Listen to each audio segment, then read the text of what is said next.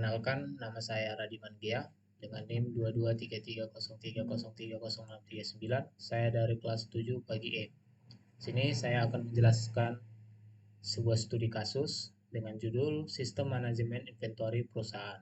Dengan deskripsi studi kasusnya itu, di mana sebuah perusahaan distribusi mengembangkan sistem manajemen inventory berbasis desktop atau web untuk mencatat stok barang, transaksi masuk keluar, serta laporan persediaan. Sistem ini digunakan oleh beberapa bagian perusahaan seperti gudang, administrasi, dan manajemen. Dalam penggunaan awalnya ditemukan perbedaan data stok antara sistem dan kondisi nyata di gudang. Selain itu, perubahan kecil pada sistem sering menyebabkan munculnya bug baru. Manajemen menyadari pentingnya penerapan SQA agar sistem lebih stabil dan akurat dan mudah dikembangkan di masa depan.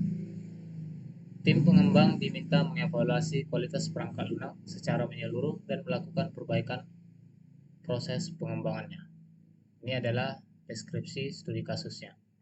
Kemudian saya akan menampilkan sebuah web, yaitu di mana website ini merupakan simulasi sistem manajemen inventory perusahaan yang dikembangkan berbasis HTML yang terbentuk dalam satu file.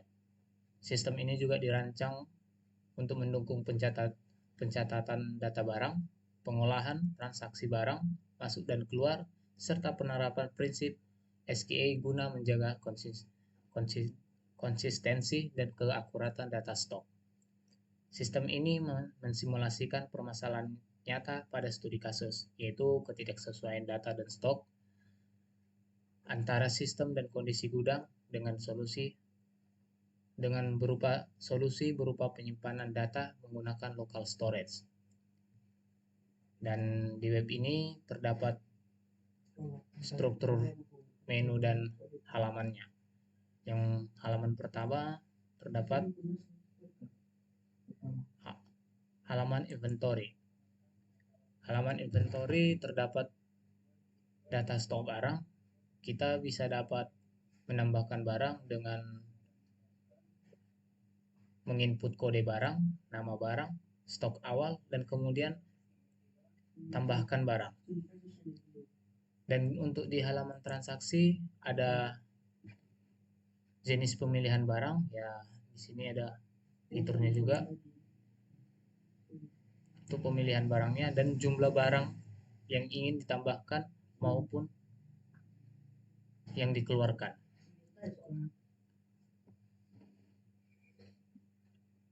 Jadi penerapan SQA-nya itu memiliki prinsip yaitu validasi input, yang artinya mencegah data kosong atau tidak valid.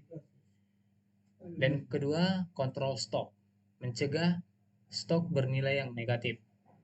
Untuk pengujian fungsionalnya, uji input barang dan transaksi. Untuk pengujian usability-nya antar muka, sederhana, dan mudah dipahami. Sebelum terbentuk website ini, ada beberapa simulasi yang dilakukan untuk membangun sebuah sistem web yang berbasis HTML. Itu gambar flowchart manajemen defect, di mana menunjukkan alur penerapan SQA pada sistem manajemen inventory, mulai dari analisis kebutuhan, perancangan test case, hingga pengujian dan rilis sistem. Jika ditemukan bug saat pengujian, sistem masuk ke proses manajemen defect untuk diperbaiki dan diuji kembali sampai sistem dinyatakan stabil dan siap digunakan. Untuk selanjutnya ada gambar diagram proses pengujiannya. Diagram pengujian ini menggambarkan tahap pengujian perangkat lunak yang dilakukan secara bertahap, yaitu unit testing, integration, testing system, dan testing usage escape testing. Pengujian ini memastikan fitur input barang, transaksi stok, dan penyimpanan data inventory berjalan sesuai kebutuhan pengguna. Untuk penjelasan simulasi yang terakhir, yaitu gambar mockup test case, yaitu diagram mockup test case memperlihatkan interaksi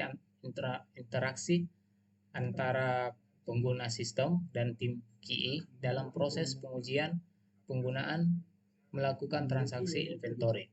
Sistem ini memvalidasi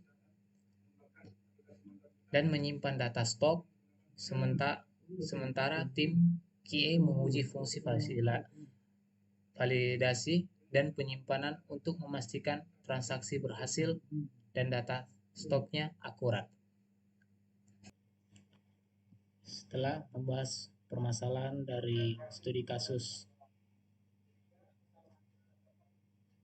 sistem manajemen inventory perusahaan, di sini saya akan menjawab pertanyaan dari studi kasus tersebut.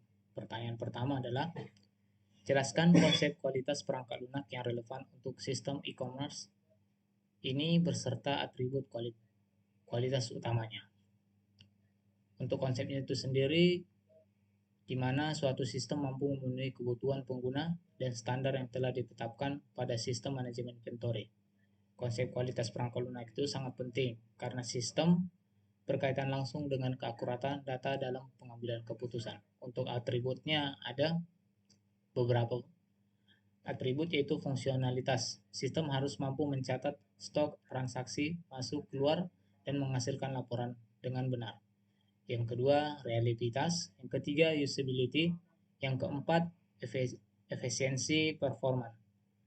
Yang keempat, maintainability. Dan yang terakhir adalah security. Data inventory dan transaksi harus terlindungi dari akses yang tidak sah. Untuk model yang pertanyaan nomor 2, model atau standar kualitas apa yang paling sesuai diterapkan pada kasus ini? Jelaskan alasannya. Untuk modelnya kualitasnya itu yang paling sesuai diterapkan adalah ISO ISE 25010. Alasannya pemilihan model ini adalah karena kerangka kualitas perangkat lunak yang komprehensif mencakup karakteristik seperti fungsionalitas, suitability, reliability, usability, dan portability. Model ini sangat relevan untuk sistem inventory karena menekankan keakuratan fungsi, stabilitas sistem, serta kemudahan pemeliharaan untuk pengembangan jangka panjang. Untuk soal nomor 3, teknik pengujian apa yang tepat digunakan untuk menguji fitur, transaksi, dan pembayaran? Untuk mengujinya ada beberapa teknik, yaitu teknik black box testing, yaitu menguji fungsi transaksi tanpa melihat kode sumber, fokus pada input dan output. Yang kedua, boundary value analysis, menguji batas nilai stok. Yang ketiga, equivalence partitoning. Yang keempat, integration testing, yaitu menguji integrasi antara modul transaksi atau stok dan laporan. Pertanyaan nomor 5, jelaskan bagaimana proses manajemen defect sebaiknya diterapkan pada sistem ini. Proses manajemen defect yang baik itu meliputi yang pertama, identifikasi defect, yang kedua, pencatatan defect, yang ketiga, klasifikasi dan prioritas, yang keempat, perbaikan defect, yang kelima, verifikasi dan validasi, untuk yang terakhir, penutupan defect. Pertanyaan nomor 6. Bentuk Audit atau review kualitas apa yang perlu dilakukan selama pembangunan? Audit atau review kualitasnya yang pertama itu code review, meninjau kualitas code, mengurangi kesalahan logika. Kedua, desain review, memastikan desain sistem sesuai kebutuhan dan mudah dikembangkan. Proses yang keempat, test case review, memastikan test case mencakup semua kebutuhan sistem. Untuk pertanyaan nomor 7, metrik kualitas apa yang dapat digunakan untuk mengukur kualitas perangkat lunak ini? Untuk metrik kualitas perangkat lunak itu digunakan antara lain, yang pertama, defect density, kedua, defect linkage,